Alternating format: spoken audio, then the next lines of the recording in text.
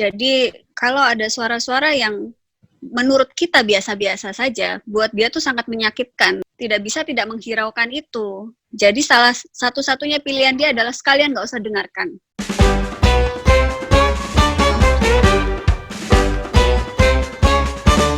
Assalamualaikum warahmatullahi wabarakatuh. Terima kasih yang sudah klik video ini. Jumpa lagi dalam sesi teman ngobrol Mindok. Jangan lupa subscribe agar edukasi kami selalu gratis dan tekan loncengnya agar kamu selalu teredukasi dan selalu waspada. Hari ini teman ngobrol Mindok adalah seorang ortodontis, salah satu Mindok di dapurnya Kortugi juga. Nah, kita sapa dulu Dr. Gigi Likuisa Eka Santi, spesialis ortodonsia. Selamat siang Mbak Santi, apa kabar? Halo, Assalamualaikum warahmatullahi wabarakatuh. Waalaikumsalam warahmatullahi wabarakatuh. Gimana kabarnya Mbak? Alhamdulillah, baik, sehat semuanya. Sehat ya, Alhamdulillah. Nah, sekarang kegiatan sehari-harinya apa nih Mbak Santi? Sekolah online, jadi guru saya. Full time guru ya. Sama kalau gitu. Saya juga betul, full time guru SD. Hari ini kita akan ngobrol tentang topik yang sangat menarik karena topik ini agak sedikit nggak masalah kegigi-gigian lagi, tapi nanti ada sih masalah giginya ada. Cuman topik kita hari ini adalah berbagi pengalaman tentang parenting anak berkebutuhan khusus. Pada kesempatan ini yang akan kita bahas adalah gangguan spektrum autisme. Nah, jadi Dokter Santi ini selain menjadi praktisi dokter gigi spesialis ortodontik, juga merupakan praktisi parenting untuk anak berkebutuhan khusus. Nah, di sini Mbak Santi akan berbagi pengalaman soal hal-hal tersebut nih. Nah, nanti kita juga akan membahas tentang masalah giginya juga sedikit ya. Nah, Mbak Santi, jadi anaknya yang keberapa nih yang membutuhkan perhatian yang spesial ini? Dalam hal ini adalah gangguan spektrum autisme atau autism spectrum disorder atau disingkat ASD. Silakan Mbak Santi. Ya, jadi itu tadi istilahnya terlalu keren ya Mas ya. Aduh, jadi itu sedikit. Maksudnya saya kan tidak ada istilahnya degree di sana, nggak ada pendidikan yang khusus ngambil untuk pendidikan anak berkebutuhan khusus. Jadi sekarang ini saya murni learning by doing, learning by browsing, learning by tanya-tanya ke dokter, gitu-gitu aja. Jadi seandainya nanti kalau ada yang salah-salah juga bisa loh ya, misalnya dikoreksi atau gimana gitu. Jadi memang ini pure dari pengalaman aja. Ini kebetulan anak saya yang ada kondisi spektrum autis itu yang nomor 2, anak cowok. Memang kebanyakan sih rata-rata ini lebih banyak kejadiannya di anak cowok. Prevalensinya berapa saya juga nggak tahu ya. Mungkin nanti bisa di browsing sendiri. Cuman memang rata-rata anak cowok dilihat dari kayak waktu terapis, di terapinya itu juga rata-rata kebanyakan cowok. Terus di sekolahnya juga kebanyakan yang ada kasus-kasus spektrum autis itu laki-laki, anak laki-laki seperti itu. Untuk ASD-nya sendiri nih, ASD. Jadi rupanya jenis autis ini memang bermacam-macam atau gimana gitu Mbak? Itulah namanya, makanya disebut dengan spektrum ya, karena dia range-nya lebar sekali. Jadi dia mulai dari yang paling ringan sampai yang kondisinya benar-benar berat. Untuk yang kondisi paling ringan itu ada suatu kasus yang pernah saya baca itu bahkan sampai orangnya itu sendiri tidak sadar kalau dia punya kecenderungan autis. Dia tuh baru tahu kalau dia ada spektrum itu, kalau dia berada dalam spektrum itu ketika dia sudah berkeluarga, terus punya anak, kemudian anaknya itu ada masalah komunikasi atau apa. Ketika dikonsultasikan ke dokter, kok dia ternyata juga sepertinya memiliki istilahnya permasalahan yang sama, hanya dalam tingkat yang lebih ringan sekali. Akhirnya dari konsultasi masalah anaknya, dia konsultasi dirinya sendiri, dan akhirnya memang ada kecenderungan dia dalam spektrum. Hanya ringan sekali. Jadi dia dalam kehidupan sehari-hari hampir tidak terlihat komunikasinya, interaksinya normal. Seperti itu. Gitu. Jadi artinya yang bersangkutan sendiri tidak menyadari bahwa dia punya gejala autis yang ringan seperti itu mungkin ya. Setelah dikonsultasikan, oh ternyata ada gejala ini yang memang diturunkan seperti itu atau gimana? Nah, untuk masalah keturunan atau apa, ini biasanya di orang tua yang anaknya dalam spektrum itu, pertanyaan pertama yang diajukan oleh dokternya ya, biasanya waktu hamil dulu. Apakah ada kondisi-kondisi khusus seperti itu? Apakah anaknya lahir prematur, berat badannya ketika lahir berapa seperti itu? Atau ada obat-obatan khusus yang diminum? Ada kondisi ketika dia sedang hamil itu di lingkungannya seperti apa? Seperti itu. Tapi memang sampai sekarang dari banyak studi tentang spektrum autis ini, nanti mungkin kalau misalnya ada yang lebih paham ya bisa komentar atau gimana.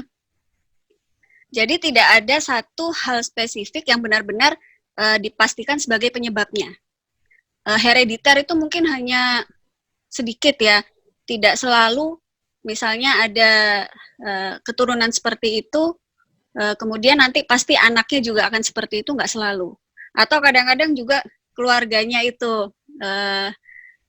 justru tidak ada yang mengalami kondisi seperti itu, gangguan seperti itu, ternyata anaknya seperti itu juga ada. Jadi memang ini kita apa ya, kalau saya istilahnya ya ketentuan dari yang di atas gitu kan. Jadi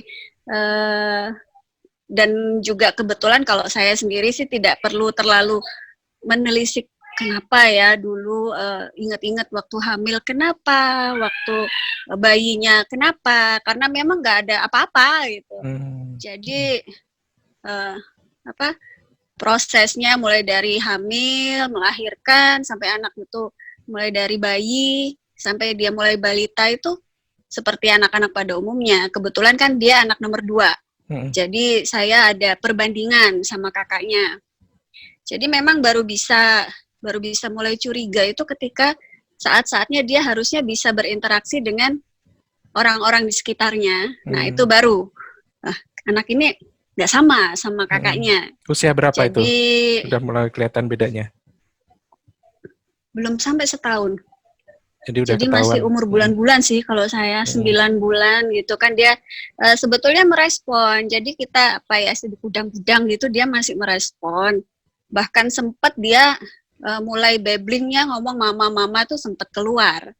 Tapi memang anak-anak seperti ini itu dia apa ya istilahnya, di perjalanannya nanti ada beberapa kemampuannya dia itu siapa sih Mas Cici di belakang? Oh, ini juniorku ini. Jadi penari latar biasanya main-main. Si siapa Khalif ya? Khalif. Halo, dadah. Hai. Sini dong, ikut di depan. Nah, ini ya muridnya Papa. Murid kesayangan satu-satunya ini. Terus tadi sampai mana ya Mas? Tadi mulai kelihatan ini ya belum 1 tahun dan udah bisa mengucapkan apa tadi? Ya dia mulai ada babbling gitu, ngomong mama. Dan kalau anak-anak seperti ini dia memang ada apa ya? Pada umumnya memang dari kemampuan yang sudah dia punya itu seiring berjalannya waktu tuh dia justru mengalami kemunduran. Jadi bukan dari fisiknya ya, jadi dari kemampuannya untuk berinteraksi, berkomunikasi. Jadi kalau saya dulu curiganya dia terlambat bicara. Nah, speech delay ini alarm pertama lah istilahnya. Karena kalau yang lain-lain kita susah melihatnya.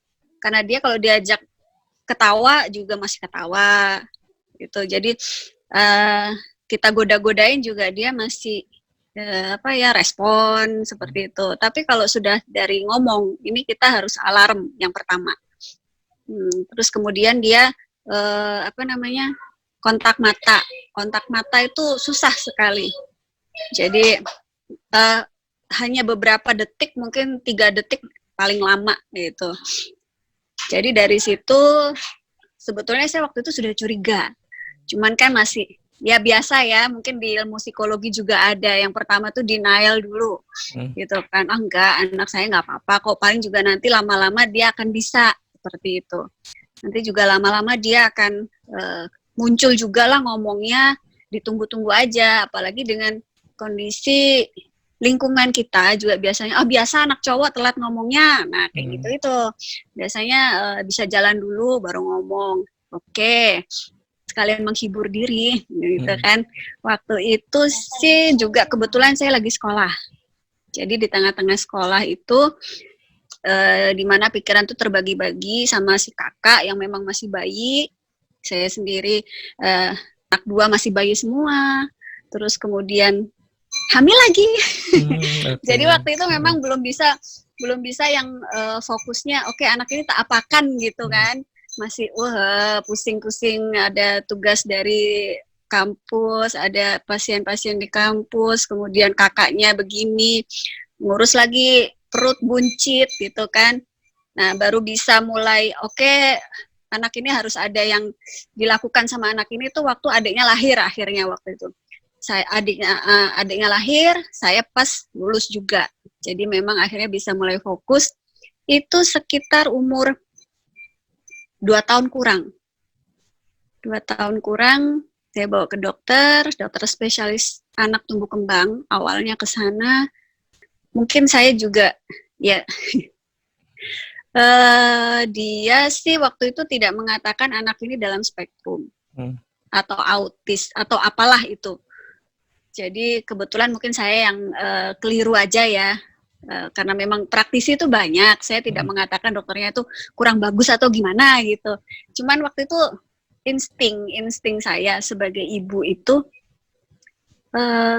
enggak, anak saya enggak kayak gitu juga. Malah justru saya yang langsung to the point ke dokternya. Anak saya autis nggak sih dok? Soalnya saya juga kan sebelum kesini sudah mencari informasi yang banyak gitu. Saya cari bacaan-bacaan, browsing juga. Terus dokternya justru mengatakan jangan buru-buru. Nanti kamu sendiri yang susah kalau misalnya anak kamu autis. Lah, waktu itu saya pikirnya gini, memang kenapa? Kalau misalnya memang seperti itu, terus kan bukannya kita jadi bisa lebih cepat mencari penanganan yang tepat gitu kan? Kenapa harus menunda diagnosanya seperti itu? Jadi waktu itu dokternya hanya menyarankan ajak ngomong terus gitu kan, ajak bicara terus, ajak komunikasi terus, dikasih rangsangan untuk dia biar bisa ngomong, jangan dibilingualkan dulu seperti itu, karena waktu itu memang keluhannya speech delay gitu kan, jadi tidak boleh nonton TV terlalu banyak, gadget waktu itu nggak terlalu itu sih, memang HP itu kan masih belum seperti sekarang smartphone yang macam-macam ini ya. Jadi memang itu sudah saya eliminasi dari awal. Tapi terus ya memang karena bukan itu inti permasalahannya, tidak terlalu banyak progresnya. 1 tahun itu. Jadi saya di sana 1 tahun saya mikir sendiri.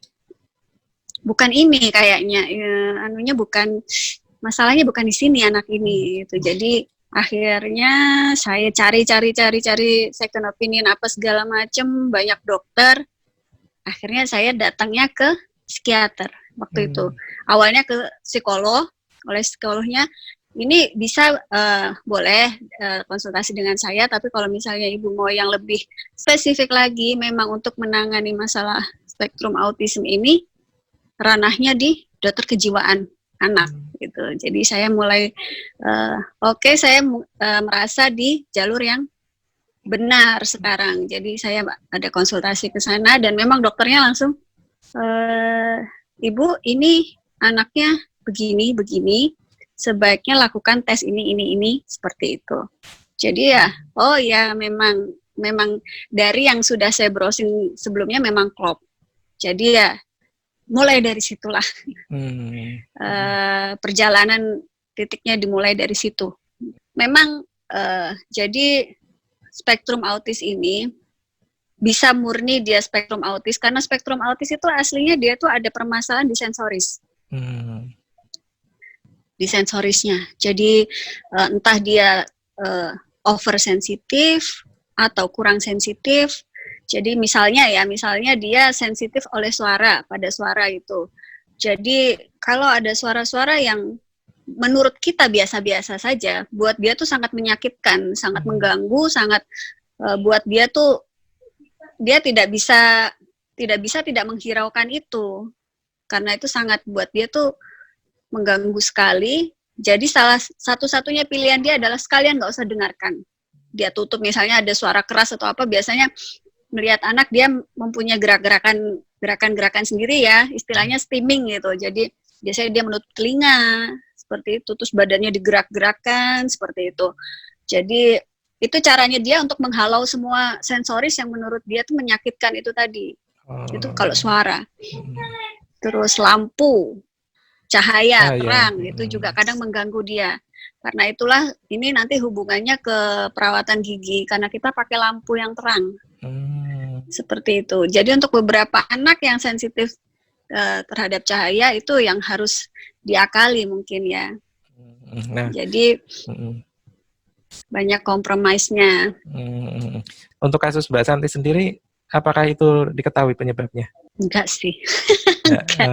Enggak, cuman saya ada beberapa dugaan. Jadi karena dari segi kondisi kehamilannya itu nggak ada bedanya. Jadi anak saya ada tiga-tiganya sama, tiga-tiganya sehat-sehat saja, tiga-tiganya cukup bulan, tiga-tiganya berat badan lahirnya juga cukup gitu. Kelahirannya juga sama, semuanya alhamdulillah ya, prosesnya normal semua, jadi nggak ada bedanya. Tapi cuman ada satu anak yang seperti ini. Jadi saya rasa untuk dari kondisi-kondisi seperti itu, lingkungan itu nggak berubah ya. Jadi saya nggak pindah rumah, saya nggak ada kondisi yang gimana-gimana, itu bisa dieliminasi. Mungkin bukan dari situ. Dokternya juga sama, dokter kandungannya sama, vitaminnya sama, seperti itu.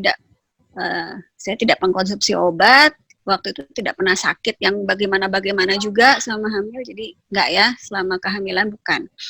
Cuman saya ada kecurigaan itu memang dari garis keluarga papanya.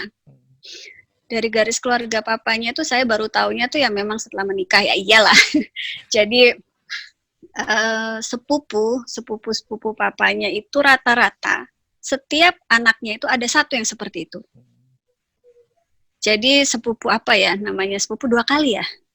Jadi sepupunya papanya itu pasti anaknya ada satu yang seperti itu. Dari sepupu yang ini satu, sepupu yang itu satu. Ya memang nggak semuanya. Ada yang anaknya pun nggak ada sama sekali yang seperti itu juga ada. Cuman rata-rata pernah mengalami gangguan seperti itu. Karena kebetulan kan ini papanya suami saya ini kan anak yang paling kecil di keluarga. Jadi paling terakhir menikah. Jadi termasuk anaknya pun ini yang paling kecil-kecil. Jadi dibandingkan dengan yang saya bilang sepupu-sepupunya tadi, jarak usianya bedanya jauh. Sekarang sudah besar-besar semua. Alhamdulillah sih mereka progresnya pun juga bagus. Komunikasi bagus, sekolahnya seperti biasa juga bagus. Cuman saya dengar cerita-cerita aja waktu masih kecilnya itu begini. Sama kayak anak kamu kayak gini-gini, malah lebih parah gini. Oh ya. Jadi mungkin memang ada faktor herediter itu ada.